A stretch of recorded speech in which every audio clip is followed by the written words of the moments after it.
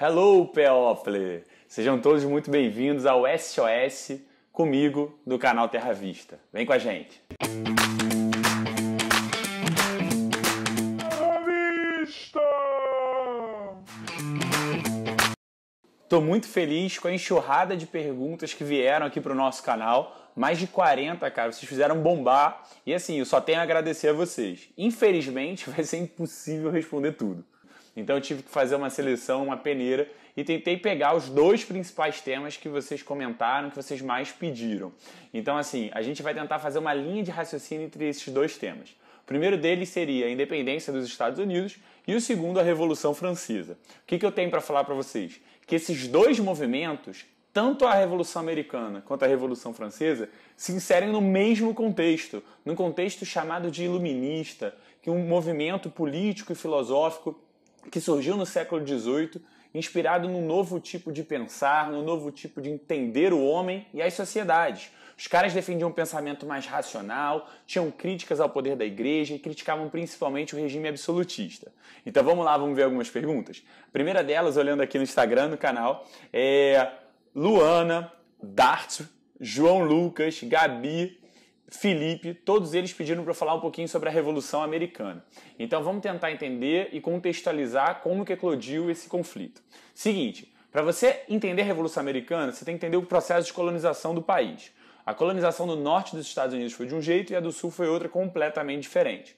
No norte, o que a gente chama de uma colonização talvez mais leve, mas mais leve em que sentido? Com menor fiscalização da Inglaterra, ali se desenvolveram manufaturas, pequenas e médias propriedades, mão de obra assalariada, enquanto que no sul vigorava aquele típico modelo da plantation, latifúndio, mão de obra escrava voltada para o mercado externo. Então, nesse contexto de um tipo de colonização distinta, o norte vai ter o que alguns historiadores chamaram de uma negligência salutar. O que seria isso? A pouca fiscalização da coroa. Ou seja, a coroa inglesa não fiscalizava o norte das suas colônias, não fiscalizava o norte dos Estados Unidos, e os caras se desenvolveram tanto que chegaram até a fazer um comércio triangular com outras regiões, com a África e com as Antilhas. Nesse contexto, vai eclodir a chamada Guerra dos 7 Anos. E nessa guerra, entre Inglaterra e França, a Inglaterra vai pedir ajuda dos seus colonos que moram no continente americano, em troca de alguns benefícios do pós-guerra.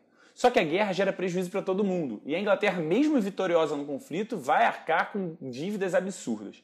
Solução, o que ela vai fazer? Vai aumentar impostos sobre a colônia e vai passar a cobrar impostos do norte, que até então praticamente não pagava nenhum tipo de imposto, por causa disso que eu acabei de falar, da chamada negligência salutar. E aí, cara, cai uma série de impostos que são taxados sobre esses colonos, como a lei do selo, a lei do chá, e vai culminar em último na que ficou conhecido como as leis intoleráveis. A partir dali, começa a ganhar força o movimento de independência dos Estados Unidos. Valeu? Deu para ficar legal? Então, beleza. Vamos para o segundo bloco de questões. E aí o segundo tema é um pouquinho diferente, é a Revolução Francesa.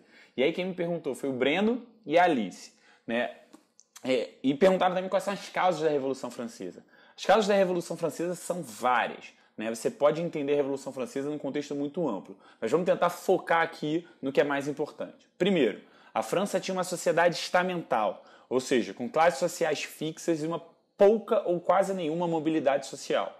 Segundo ponto, nessa sociedade estamental, o primeiro e o segundo estado, ou seja, o clero e os membros da nobreza, gozavam de privilégios, como, por exemplo, não pagar impostos. E o terceiro estado, composto por artesãos, burgueses, camponeses e por aí vai, pagavam impostos pesadíssimos. Nesse contexto de uma sociedade estamental, numa sociedade na qual o primeiro e o segundo estado não pagavam impostos e tinham privilégios, a França vai passar por um grave processo econômico, de uma crise econômica mesmo.